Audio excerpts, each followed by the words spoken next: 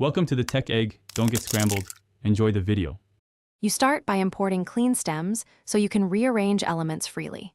First, create a new project and set the sample rate and bit depth. This avoids timing or quality shifts later. Drag each stem into its own track and snap them to bar 1 so everything stays in phase.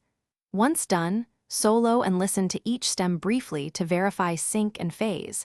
Make small nudges with the track editor if you detect timing drift. Now you reshape the arrangement. Cut, duplicate, and move regions to create a fresh intro, drop, and bridge. Use fades to prevent clicks and time stretch sparingly to keep pitch intact. For sound design, insert EQ to carve space, compression for punch, and subtle saturation to glue elements together. Automate filters, volume, and reverb to create movement. If a section feels empty, add a new software instrument or a live loop. This fills gaps and modernizes the remix. Finish by balancing levels and checking the stereo field. Use the master bus for gentle compression and a limiter to hit target loudness. Reference a commercial track to match tonal balance and perceived loudness.